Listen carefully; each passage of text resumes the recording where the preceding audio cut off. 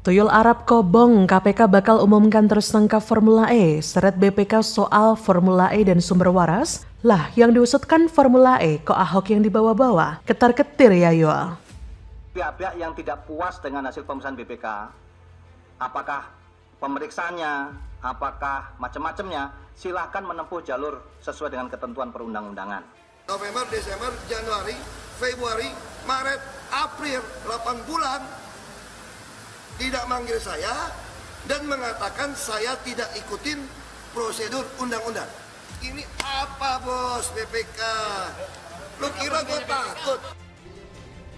Ini bisa jadi main politik nih, membangkitkan sumber waras sudah gagal, ngecap saya, orang kan karakter tau gak?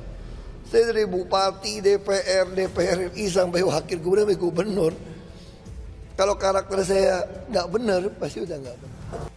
Pada waktu ini bahkan penyelidik kami pernah melakukan gelar perkara bersama-sama dengan BPK.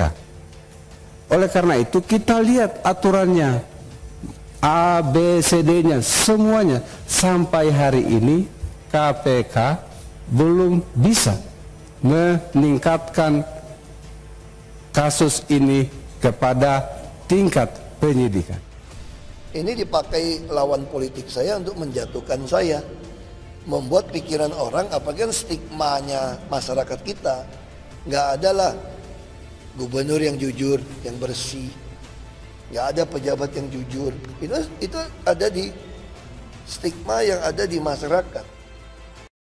Loyalis Anies Baswedan Wiz Khalifa menyandingkan dua rekomendasi BPK terhadap Formula E dan kasus sumber waras.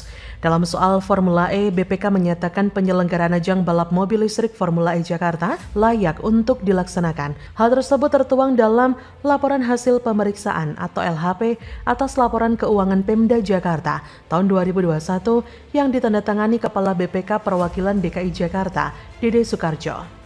Sementara itu dalam kasus pembelian lahan rumah sakit sumber waras, ada indikasi kerugian daerah 191,33 miliar rupiah karena pengadaannya tidak melalui proses memadai.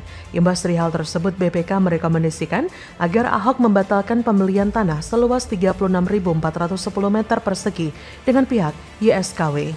Jika tak dapat dilakukan, BPK meminta agar Gubernur DKI memulihkan kerugian daerah senilai 191,33 miliar atas selisih harga tanah dengan PT KCU.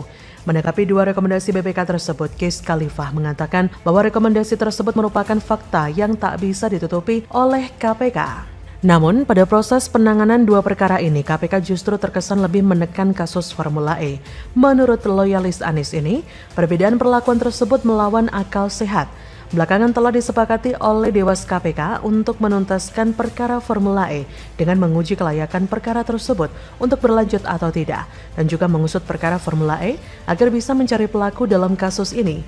Memang banyak yang mencurigai KPK dalam pengusutan kasus ini. Ada yang bilang bahwa ada kepentingan politik, ada pula yang menuding ini ingin menjegal Anies. Dan yang selalu menyuarakan kontroversi ini adalah kubu Anies. Mereka kepanasan ketika KPK serius mengusut kasus Formula E.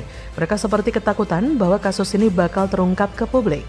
Maka dari itu mereka selalu menyuarakan nada-nada provokasi agar seolah-olah terzolimi. Bahkan mengintimidasi KPK dengan cara bolak-balik demo di depan kantor KPK.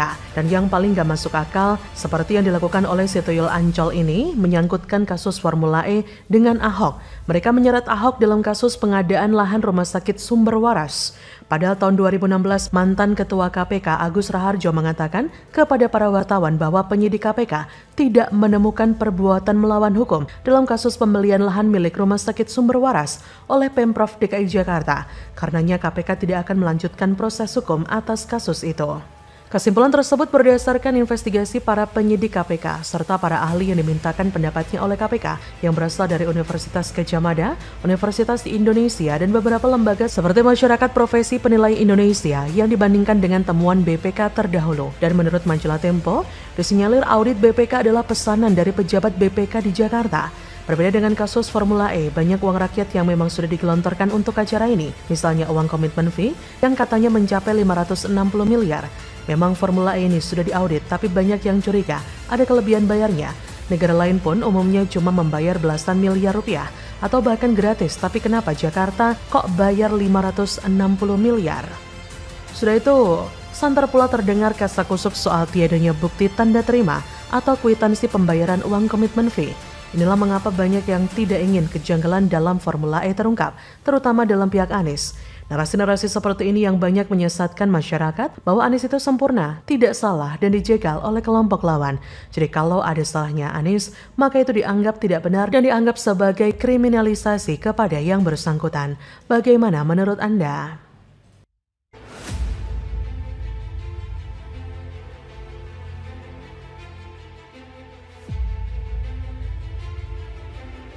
PJ Heru Gaspol bangun pelosok Jakarta. Dermaga baru super keren bakal dibangun jadi pintu gerbang masuki Kepulauan Seribu. Wisatawan dalam dan luar negeri ngantri. Berlokasi di dermaga Baywalk Mall, Jakarta Finishing Cruise terdiri dari 2 buah kapal finisi, yaitu The Kartini dan The Sartika, yang berkapasitas sampai dengan 150 orang dan bisa digunakan sebagai venue untuk private event seperti ulang tahun, pesta pernikahan, atau corporate event seperti office gathering, product launch, dan lain-lain. Oh, finisinya tuh banyak ya, tapi cuma satu. Penyediaan infrastruktur yang semakin baik juga dihadirkan di kawasan Kepulauan Seribu, seperti optimalisasi digital nomad island, sistem penyediaan air minum seawater reverse osmosis, fasilitas pengolahan sampah, instalasi pengolahan air limbah, jak grosir, pembangkit listrik tenaga surya, sekolah, dan RSUD. Atasannya ini tidak paham mengenai teknis di lapangan seperti apa, jadi ya makin awet lah masalahnya. Memang ya gerombolan kadrun itu tidak paham dengan problem yang dihadapi oleh masyarakat atau warga DKI Jakarta. Asal tahu saja ya, begitu kompleks permasalahan yang dihadapi oleh warga DKI Jakarta semenjak era jahiliyah berkuasa. Pemerintah Kabupaten Kepulauan Seribu berencana membangun dermaga baru di Baywalk Jakarta. Hal ini dilakukan untuk memperkuat layanan transportasi menuju wilayah Kepulauan Seribu. Bupati Kepulauan Seribu Junaidi mengatakan rencana pembangunan dermaga baru di Baywalk Jakarta mendapatkan dukungan dari tingkat provinsi. Selain itu, Kepulauan Seribu belum mempunyai dermaga yang menjadi pintu gerbang masuk ke wilayah Kepulauan Seribu. Junaidi menjelaskan saat ini pihaknya tengah mempersiapkan pembangunan dermaga baru dengan pengelola Baywalk Jakarta dan PT Seribu Pesona Indonesia. Kehadiran dermaga Baywalk menurut Bayu diharapkan semakin meningkatkan jumlah wisatawan ke Kepulauan Seribu. Bayu mengatakan dermaga Baywalk Mall lebih luas sehingga bisa menampung kapal lebih banyak yang akan berlayar ke Kepulauan Seribu atau sebaliknya. Dan nantinya, wisatawan yang datang ke Baywalk Mall tidak perlu membayar, namun cukup membayar retribusi parkir saja. Sebelumnya, Pemkab Kepulauan Seribu juga telah menargetkan proyek pembangunan 3 dermaga di Kepulauan Seribu Utara, yaitu dermaga Pulau Kelapa, Pulau Pramuka, dan Pulau Sabira selesai pada 2023. Kepala Unit Penyelenggara Pelabuhan Daerah UPPD 2 Kepulauan Seribu Utara, Sutanto menjelaskan ketiga dermaga itu berada di Pulau Kelapa, Pulau Sabira, dan Pulau Pramuka.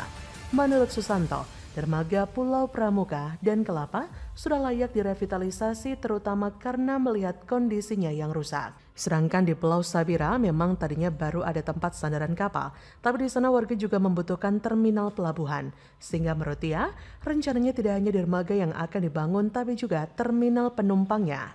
Namun, rencana itu terkendala soal anggaran karena mengalami gagal lelang ketiga-tiganya. Ia menambahkan, jika pada 2023 selesai, maka 3 dermaga itu sudah bisa digunakan untuk bersadarnya kapal-kapal Dinas Perhubungan dan kapal penumpang dari dermaga Kali Adam Pelabuhan Muara Angke, Penjaringan, dan dermaga Marina Ancol Pademangan, Jakarta Utara. Jadi, bagaimana menurut Anda?